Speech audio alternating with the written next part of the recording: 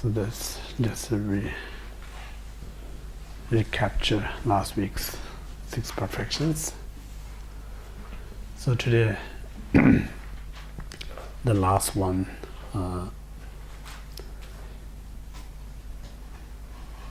If your grasping arises, you do not have a right view.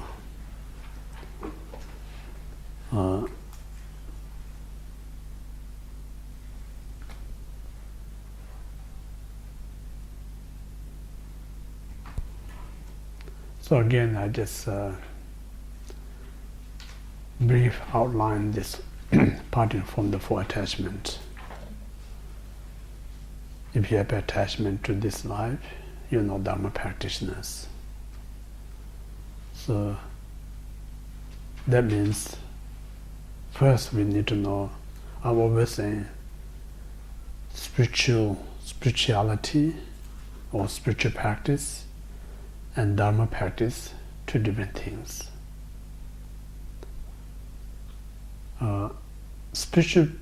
Spirituality or spiritual practitioner means like no need to have a valid reason, but you just do based on the belief or faith. But the Dharma practice, not just simply belief or faith, you need to have a knowledge, kind of how it helps. So it's a core differences. So what's the definition of the Dharma is we call the free us from suffering and free us from the obscurations. Yeah.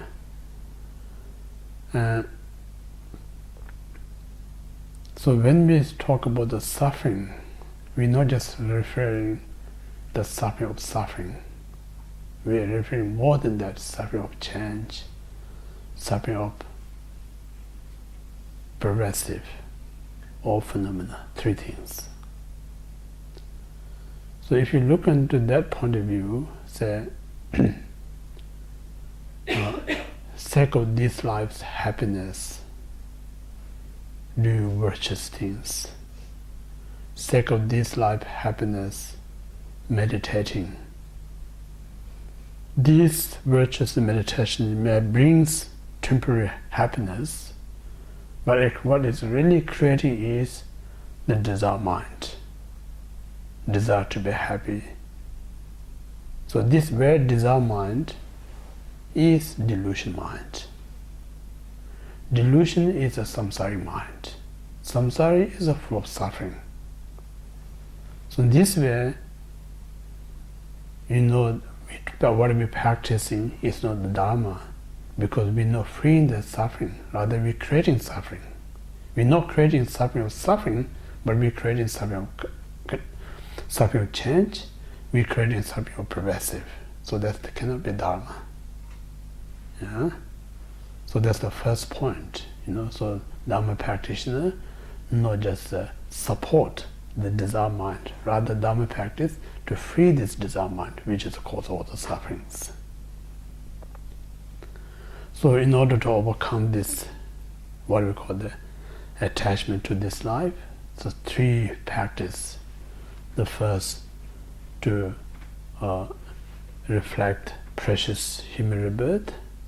If you know the precious human rebirth, so this precious human rebirth kind of not use sake of a small gain, rather we use to gain ultimate benefit. So that's the first. And then second, the main antidote attachment for this life is the impermanence. Once we're born, death is inevitable. Time of the death, nothing certain, uncertainties. Time of the death, after death, nothing that helps you, only that helps you is a wisdom and compassion mind. So that point of view, it's not worthy to attach for this life.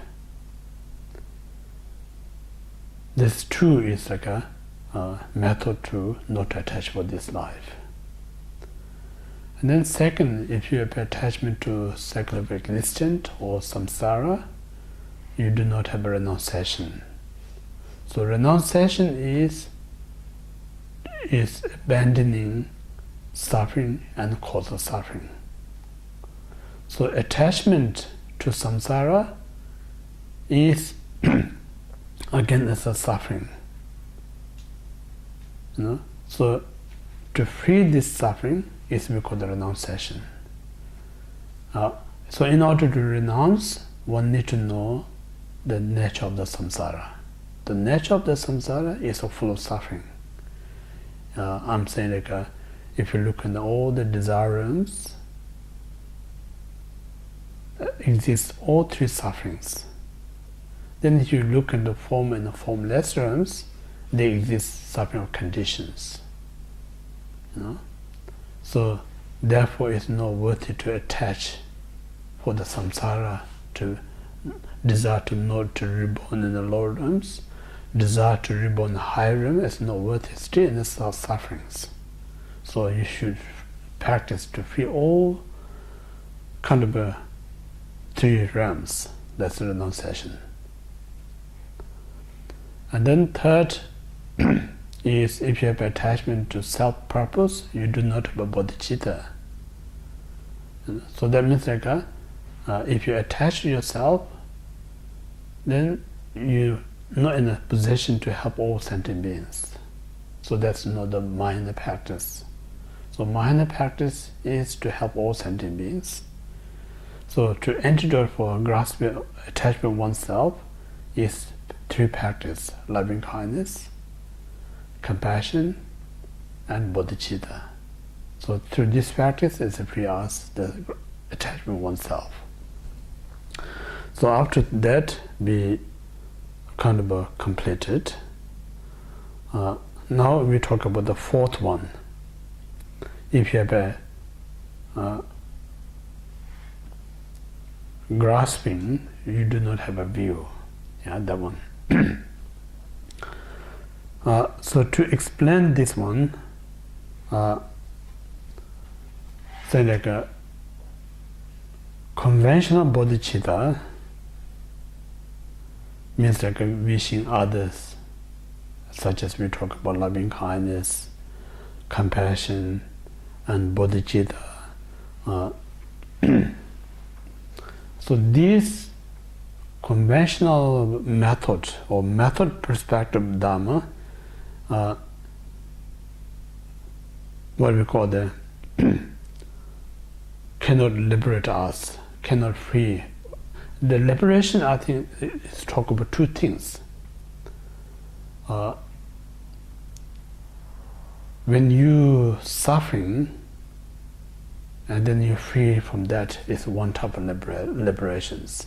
So love and compassion bodhicitta can free the normal three sufferings, but cannot gain enlightenment.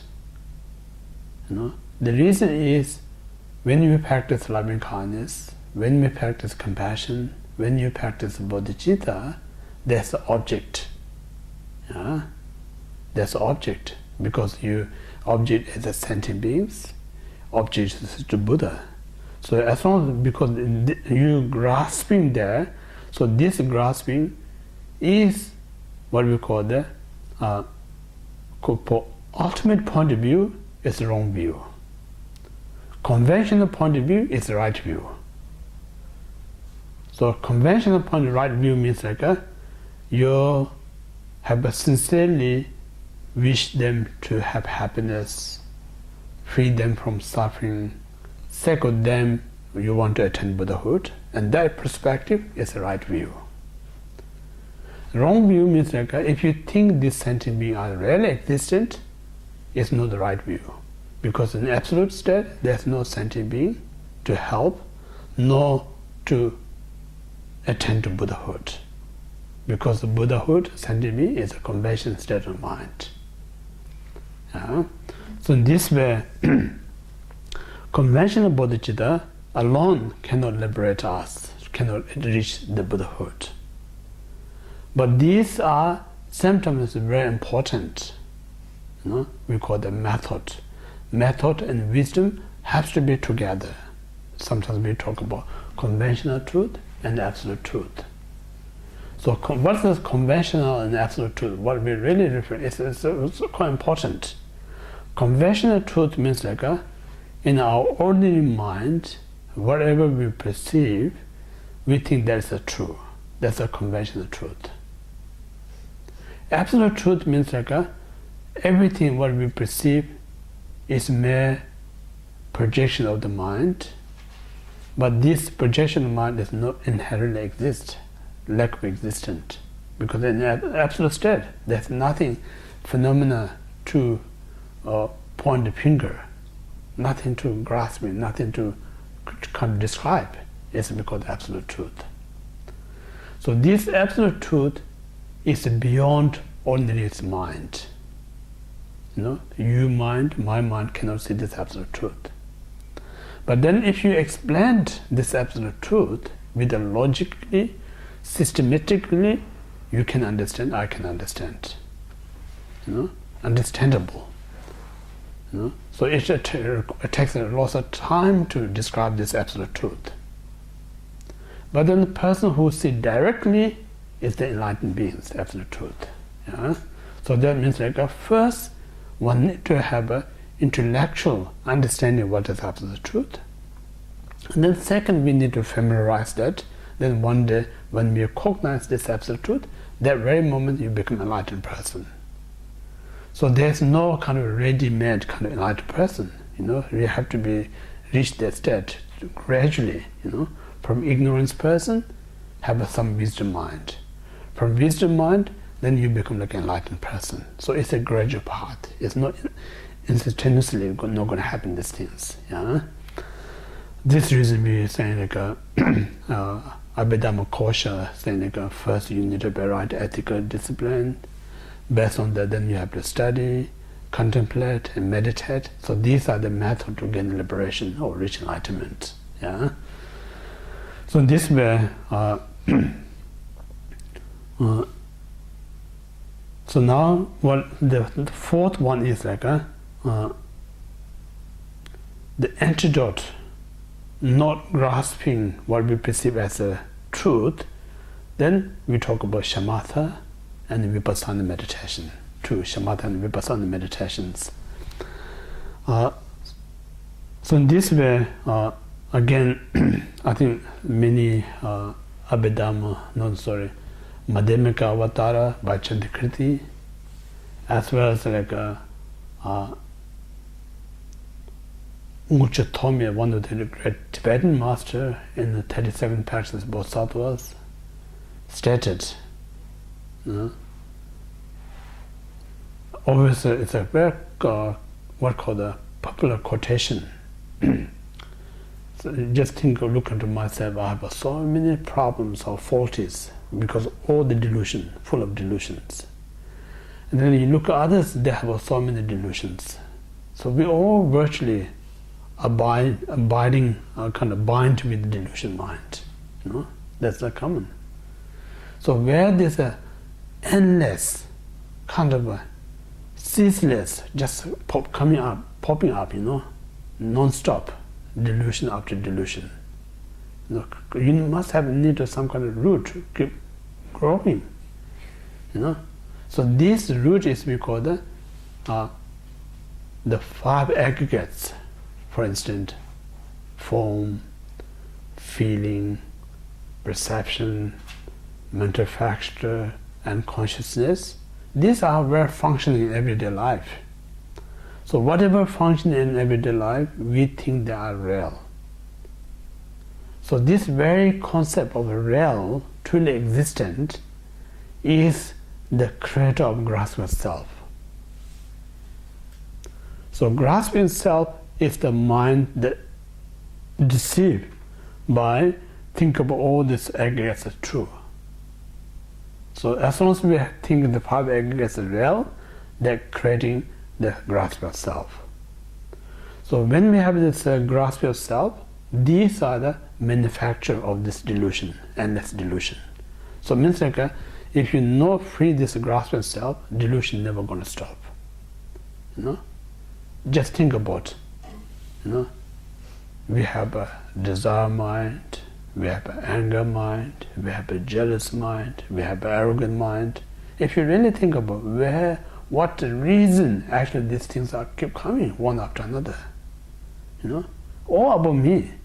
I want that one, you disturb me, you're going to be better than me, I'm better than you, everything about me. So as long as you there, me there, or I there, this thought's never going to stop.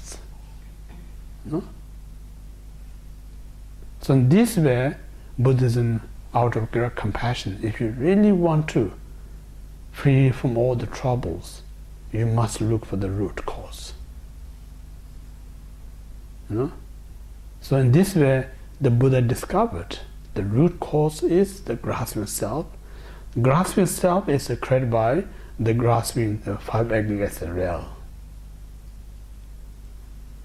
So in this way, one need to I think in the Abhidhamma Kosha, explain such a detail these aggregates. The reason the detailed explanation is we just think about everything is just what we call the one body, one mind, one feeling, one perception, and so forth. But really, there's no one.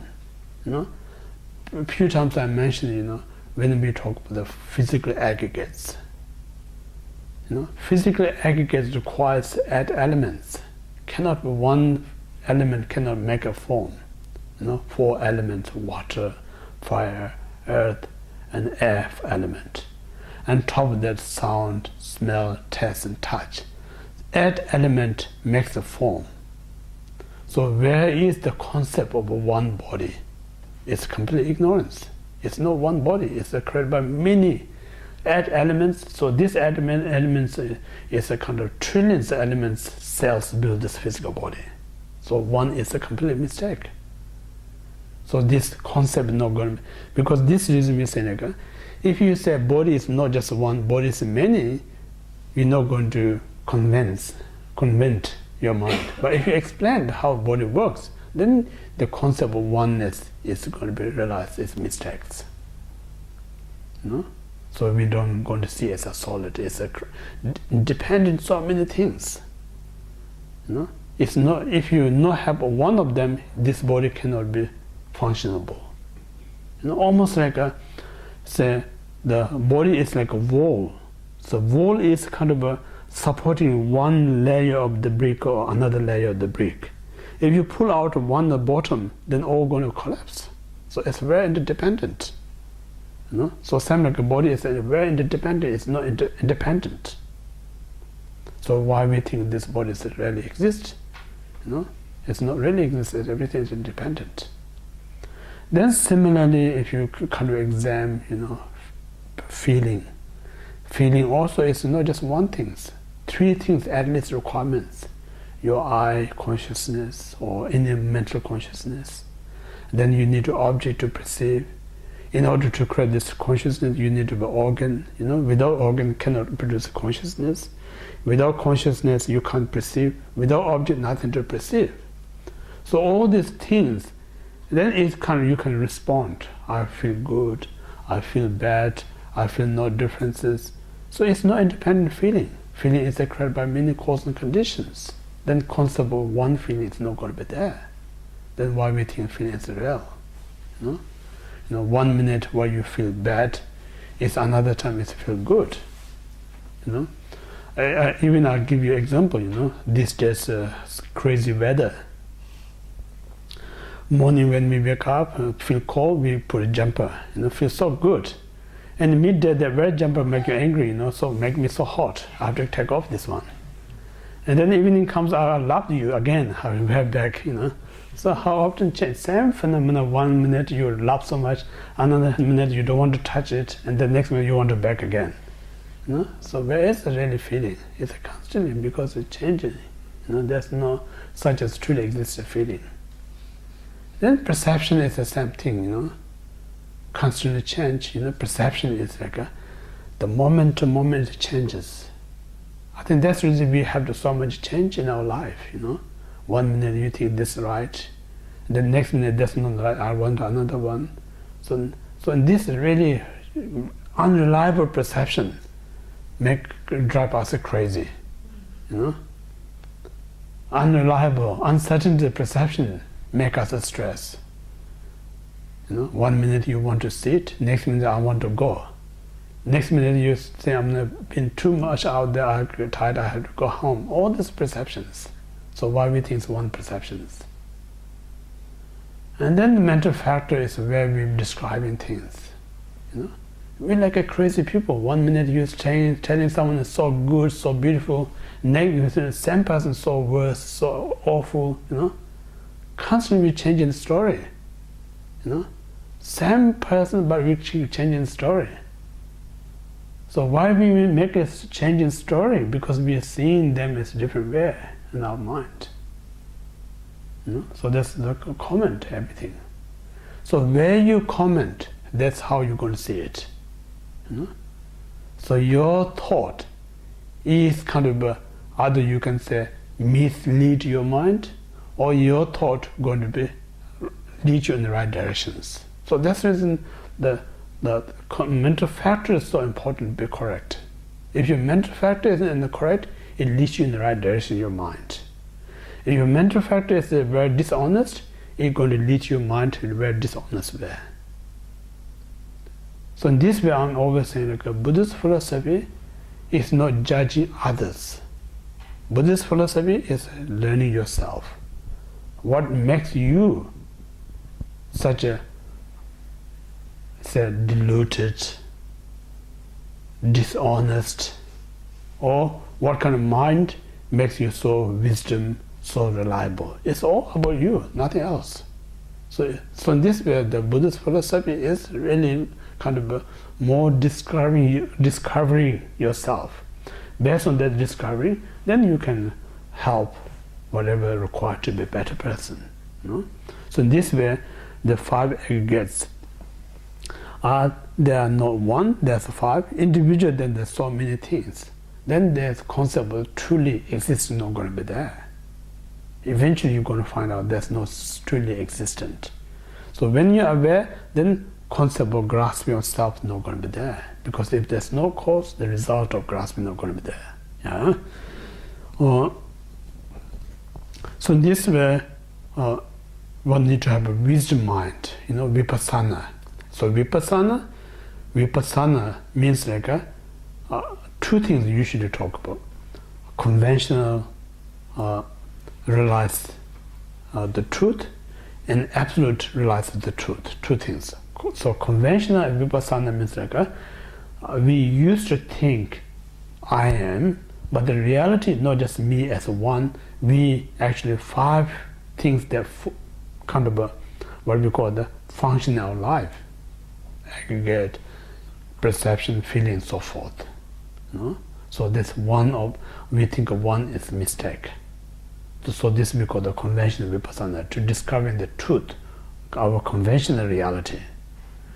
Then absolute vipassana means like this object is, again, this can talk about later on, you know. Absolute vipassana means like this mind, nothing kind of find anything to grasping.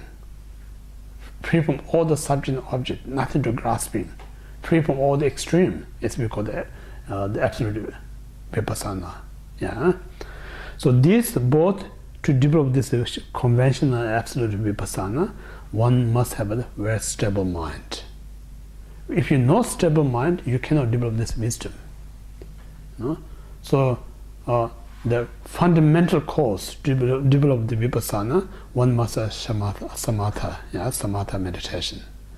So samatha means like and it's kind of a where calm, in English they translate calm abiding. So calm abiding, what really means like oh, I want to be calm, it's not going to calm you. Calm means like you know, what we're saying like right now our thoughts so active with the desire, anger, and so forth. So this mind is not calm at all. So distracted, so destructive, or this distractions mind. So when you focus certain object, so this active thought going to be reduced, tremendously reduced. So once these thoughts, nothing that disturbs your mind, then your mind is very calm. So this we call the samatha or shamatha single-pointed meditation.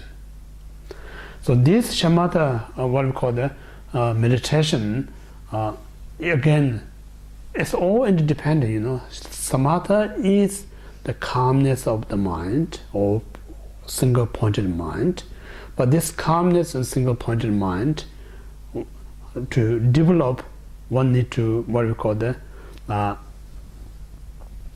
less attachment, because attachment is distract our mind, disturbs our mind. So we need to be less kind of attached. So to less attachment, we sums up in two things, not attachment to sentient beings, not attachment material possessions. So first we talk a little bit about the not attachment sentient beings. So if you be attachment to sentient beings, attachment to one's loved ones, attachment to one's family, it's very common in our habitual mind. So then again, think like when we attach to the sentient beings,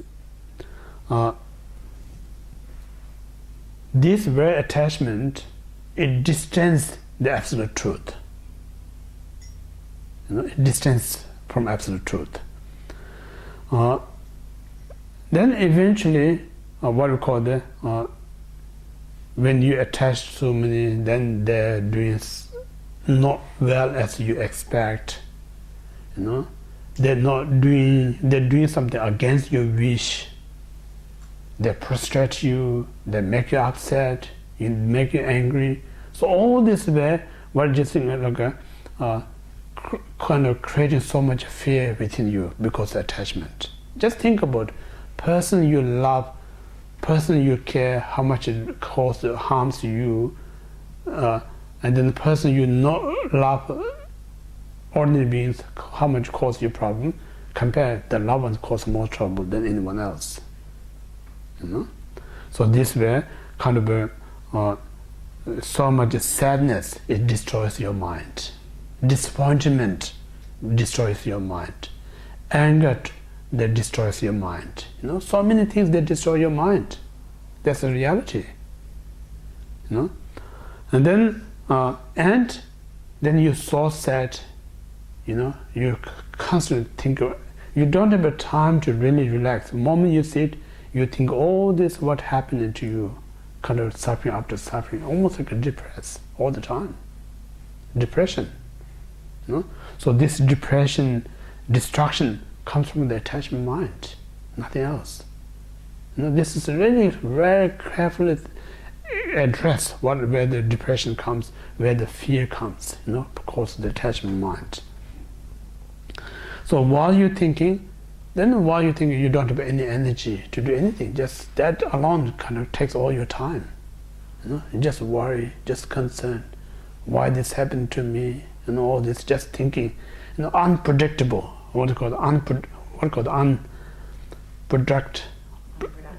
Unproductive. Yeah, very unproductive. Just stay there and think of these things, negative things. So this takes your today's day, it takes tomorrow's day, then all this time's gone. That's the reality. So in this way, make this life is meaningless. Just think of this unnecessary worries things. Just waste the whole life. And then another way we think our relationship is very uncertainties. I'm not talking often, I'm not talking Dharma Seneca. 1 minute someone's your good friend, next minute that very person's your enemy. One person, someone is a very stranger, next minute is your good friend. So never remains the same, constantly changes. So so in this way, it's not worth it to attach, because if you attach, cause so much of problems. And also not to point to attach because their relation nothing lasts, constantly changes. So if you look more, actually the reason, then it reduces. Like lots of people we talk about, or Buddhists talk about detachment. If you look about detachment alone, it's very negative. We're not talking about that detachment, but just think about the attachment, what's the benefit out of it? Attachment, what's the disadvantage out of it? If you really investigate, there's more disadvantage than advantage. That's I mentioned earlier, absolute truth is beyond our ordinary mind. But if you study the logic way, this ordinary mind can understand what is absolute truth.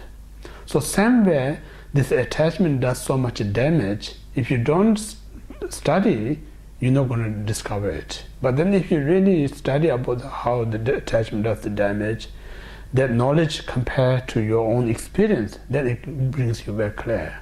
So then in this way, if you more reflect, then you think it's not worth it to attach. No attach, no means like, now I don't care. That's no means. You know? So attachment is really is like we think I love him or her.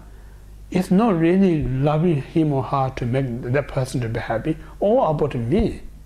More I do these things to them, it makes me happy. Or 90% is your self-interest. You know? So these we should recognize and aware this is a cause of problems. You know? So this way, if you genuinely love someone, then you should not put any restrictions. You do everything to make it, regardless it makes you happy or not. If you love somebody, then you do everything that person's happiness. But that's very rare, you know. So in this way, the attachment, that's the first one.